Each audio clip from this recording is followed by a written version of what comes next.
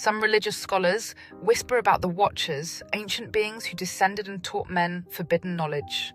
And what was the first thing they changed? The eyes. They taught man to see in ways they weren't meant to. That's when madness began. Because what is sight but an unholy intrusion? 1,000 gods watching you at all times. Every civilization, Babylon, Egypt, the Mayans, the Vatican, has carved it into stone. The single, staring, unblinking eye. The eye of Ra, which burns with divine punishment. The eye of providence, watching from the dollar bill, woven into the architecture of power. The Illuminati's symbol, whispered about in dark corridors of history. The third eye, promising enlightenment, but at what cost? What do they all have in common? Control. The all-seeing eye is not a symbol of wisdom, it is a sigil of dominion, a reminder that something is always watching. The Watchers are not benevolent, they are prison guards. Every camera lens, every biometric scan, every digital iris recognition system, they are building the new eye. There are things in this world that only a few can see. Those few, they never sleep well again. They say, eyes are the windows to the soul, but what if they are the cages? What if sight itself is a trap, a cruel trick played on flesh to keep us tethered to this reality? In the book of Genesis, the first humans were blind, not in the physical sense, but in a way far worse. They existed in bliss, ignorant of good and evil. And then the serpent whispered and Eve took the fruit and her eyes were opened. The moment humanity gained sight, we lost our innocence. The world we see, it is a veil. Eyes do not reveal truth, they hide it. They make you believe in the illusion of form, of time, of space. But in the dark, when the eyes fail, that's when the truth seeps through. And when it blinks open completely, we won't even know we're slaves. The most powerful people in the world cover one eye in photos. Why a mockery, a signal, a rite?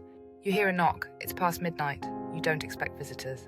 You peer through the peephole. 2 children stand at the doorstep, motionless. Can we come in? Their voices are flat, robotic. You hesitate. Something is wrong. You try to focus on their faces, but their eyes, there are no eyes, just black voids. A cold, primal terror grips you. You slam the door. You don't sleep that night. These stories are everywhere, from Texas to England to remote villages in Eastern Europe. Children with pitch black eyes appearing to strangers asking to be let inside. If you let them in, something happens to you, something is taken. Those who survive the encounter report feeling sick for months, plagued by nightmares, haunted by shadowy figures in their peripheral vision. Are they demons, aliens, a glitch in the fabric of reality? Some researchers say that before a person dies mysteriously, they often report seeing a figure with completely black eyes days before. The last thing they see before death, a doorway of darkness looking back at them. They say that when you stare into the abyss stares back. But what if one day the abyss moves first? A mother checks on her baby monitor at night. Instead of her child, there's a face, her own face, but with empty blackened eyes. A man looks in the mirror and watches his reflection blink, even though he didn't. A woman on a train glances at an old man across from her. He has no face, just 2 gaping black pits where his eyes should be. They are either sacrificing their eye or something else is taking it. There is something the Vatican doesn't tell you about religious visions. When saints have seen angels or the Virgin Mary, many of them lost their eyesight afterward. Some went blind in one eye. Some, like St. Lucy, had their eyes ripped out, yet she continued to see. Miraculous, maybe. Or was she seeing something that should never be seen? Then there are the weeping statues, the Virgin Marys that bleed from the eyes. The church calls them miracles. But what if they are warnings? What if something beyond this world is watching through them?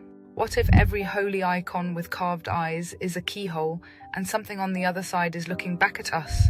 There's an old superstition that says if you ever see a figure with eyes too dark, too deep, you must not acknowledge it. Do not stare back, do not blink, because if you do, it will remember you. And one day you'll wake up to a knock at your door. And when you look through the peephole, there will be nothing there but the dark. But you'll know it's still watching. It always is.